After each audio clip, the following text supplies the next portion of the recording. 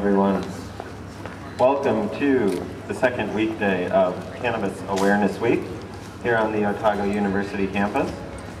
Today is our Industrial Hemp Information Day. So we have a demonstration here of some products that can be made from hemp. Hemp is, of course, Cannabis sativa, the same plant that we get marijuana from. Similar to that hat. Of course, it's using the other parts of the plant that do not produce the drug to make things like edible oils, soaps, fibers, you name it. Hemp is one of the longest cultivated crops in human history. In the archaeological record, there are about 5 agricultural crops that we know were the originally cultivated crops about 10,000 years ago, 10 or 12,000 years ago. But the archaeological evidence that's available from that time is so limited and so deteriorated that it's hard to place an exact chronology in that ancient history of just what came first. But we know there was wheat, corn, rice, hemp, and these were competing for 4 crops that were the original cultivated crops, as well as figs, I believe. So it's hard for us to know, but we know that 10,000 years ago people were cultivating all of these crops.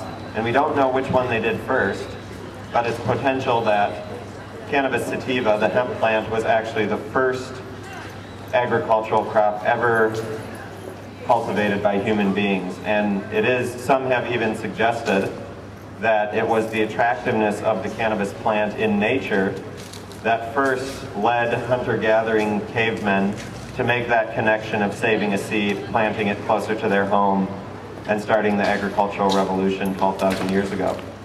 So the evidence for that is debatable, but only as debatable as evidence for rice or corn or wheat. You know, you could, if someone says, oh, well, prove it, tell them to prove to you that corn came before.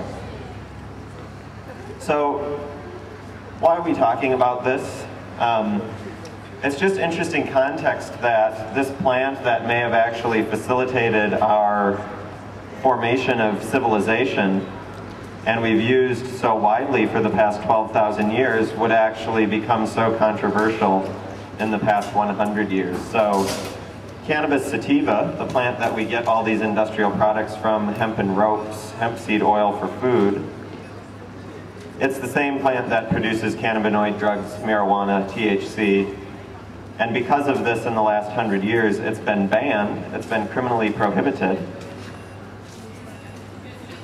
because they don't want to send the wrong message to children. Now, it's interesting to me that we could have such a long, strong relationship with this plant for 12,000 years without any sort of seeming adverse effects, and then all of a sudden, you know, less than 1%, less than 0.1% of our history with this plant is somehow justification for the illegality of it. So if humans were using cannabis products for 10,000 years, why didn't we find any of these horrific adverse effects that are supposedly occurring today?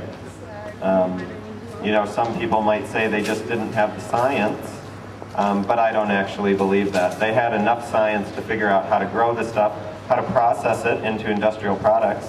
They were quite advanced, those ancient civilizations, and the ones that came after them, even around the turn of the century, or the turn of the millennium from AD to BC, about 2,000 years ago, we have very robust archaeological evidence of the utilization of all the different parts of the hemp plant, hemp fiber for cloth and rope, hemp seed for food, and also cannabinoid drug preparations in Central Asia and the Middle East. So the history of hemp is very intertwined with humankind. All of the original maritime travel, any sort of ancient civilizations that decided to take to the sea and go further and wider and trade with other groups and get this whole interchange that we have today, the beginning of global trade and the beginning of the historical empires that we are familiar with, actually relied on hemp. All of the sails and all of the rope in all the original maritime crafts from 5,000 or 6,000 years ago up until the 1800s relied on hemp. The Navy ships in the Revolutionary Wars, both British and American, had about 60 tons of hemp per ship making up their sails and their rope. And so that was such a necessity for the wartime economy that there were actually laws passed that required farmers to grow cannabis on their land and give it to the government. So that's quite different from what we have today, where if you're a farmer and you grow cannabis on your land, the government wants to take your farm. But back in the day, they had a bit more sense, and if you had a farm, they would just ask that you grow them about, 10% of your land you devote to growing hemp and you give to the government. So that's quite different to what we have today. Today we were going to have a speaker for you, Mac McIntosh, the founder of the New Zealand Hemp Industry Association and the pioneer of the hemp industry in New Zealand. Unfortunately, he has had some unfortunate family events that prevented him from being here today. But I have been involved with this industry quite a bit as well, and I will fill in for Mac, and maybe Julian will say a few things as well.